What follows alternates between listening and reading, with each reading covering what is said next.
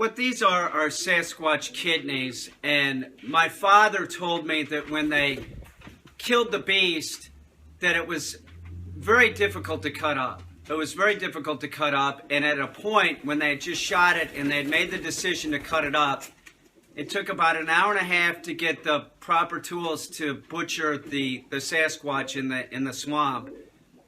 And you know, it takes a certain amount of time to prepare. You know, I'm gonna butcher, you know, a 500-pound animal. They were goose hunting, so they went and got the stuff.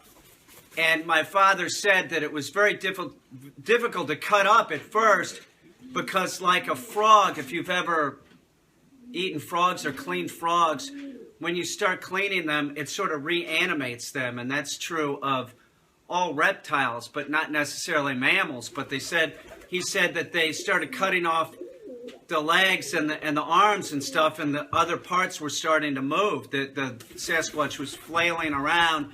It was very difficult to cut it. So what they did was they made incisions and started cutting out the organs first.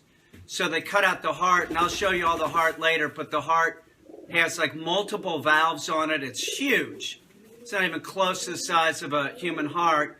The liver and the kidneys. And the kidneys here, they're gigantic.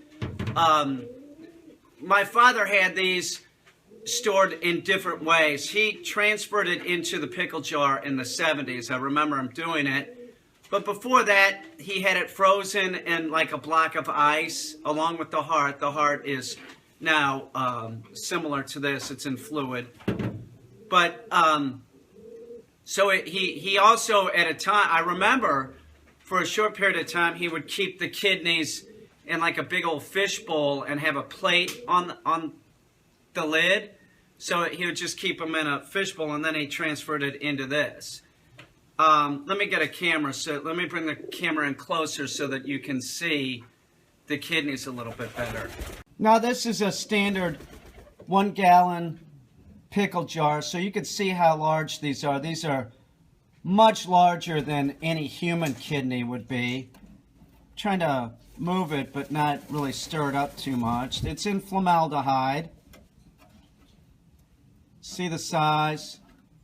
Now he said when they were cutting these out that they used tin snips, cable cutters, and a very large knife. That it was very difficult to cut.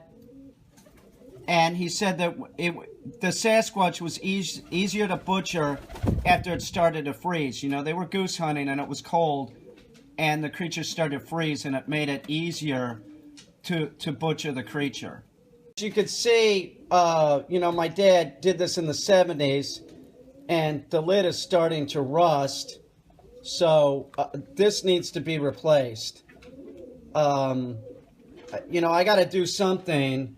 It's formaldehyde, so the formaldehyde, that's not healthy to breathe or anything. So we got to put a new lid on it. All the extremities are frozen, like the hand and the foot, and they're in a secure location. The torso that they saved, that's frozen too, and that's in a secure location. Other than the incisions to take out the organs, which they only did 2 incisions to get all the organs out, it's intact. The organs, the liver, the heart, they're all in fluid like this and no longer frozen. But there was a time when everything was frozen. It just seemed to make more sense to put the organs in a fluid. To my dad, it made more sense. I would have kept them frozen. Seems like freezing them, they last a long time as long as you don't let light hit it, and you want to keep oxygen off of the extremities. But that's the same idea here, is they're in a fluid and no oxygen is getting to them, you know. That's about it. I'll break out some more soon, but this is going to be studied. Cornell is coming to pick this up later today, and they're going to study this because it's in the fluid. The formaldehyde, they said that they won't use this for genetic research, that they'll probably just use the frozen. You know, it's been frozen and kept so cold that a lot of the DNA is going to be intact on the foot, the arm, the head. They have a lot to choose from, so this is really no big deal. Look at that. It's beautiful. I'm the only one in existence that has a Sasquatch kidney. And it's not really a Sasquatch.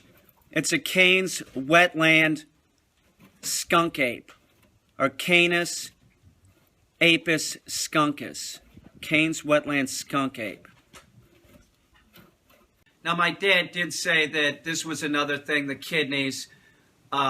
He was talking with DuPont about this, too, that possibly because of the size of the Bigfoot kidneys, like if Bigfoots were cloned and somebody needed a kidney, notice the fluid that it's in?